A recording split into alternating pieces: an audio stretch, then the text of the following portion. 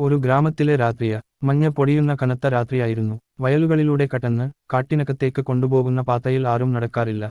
ആ പാതയിൽ ഇന്നലെ ഒരു യുവാവ് കാണാതായി. സുനിതയുടെ വീട്ടിൽ. സുനിത ഒരു കോളേജ് വിദ്യാർത്ഥിനിയാണ്. അവളുടെ അച്ഛൻ ഒരു പഴയ കടക്കടവിന്റെ കാവൽക്കാരൻ. അച്ഛൻ പറഞ്ഞിരുന്നു, ആ കാട്ടിൽ കാറ്റ് ചാടുമ്പോൾ ഒരാളെയെങ്കിലും തിരികെ കൊണ്ടുപോകും. കാരണം അവിടെ കുരിശാണ്, പാതാളത്തിലേക്ക് തുറക്കുന്ന കുരിശ്. ഒരു രാത്രി പകലിൽ കാണാതായ യുവാവിനെ കുറിച്ച് അന്വേഷിക്കാൻ സുനിതയുടെ കൂട്ടുകാരൻ രാഹുലും അവളും ആ പാതയിലൂടെ കടന്നു. ചെറുതായി കാറ്റ് വീശിത്തുടങ്ങി. പക്ഷേ കാറ്റിനൊപ്പം ആരോ പേര് ചൊല്ലുന്നത് പോലുള്ള ശബ്ദം. സുനിത, തിരിയല്ലേ. വീണ്ടും കാറ്റ് വീശി. പെട്ടെന്ന് വെളിച്ചം മങ്ങി. അവർ മുന്നോട്ട് നീങ്ങിയപ്പോൾ ഭൂമിയിലേക്കൊരു കടുവയിടം പോലെ കുരിശ് നിലത്തുണ്ടായിരുന്ന ഒരു വലിയ കല്ല് നീങ്ങി. അവർ അകത്ത് വീണു.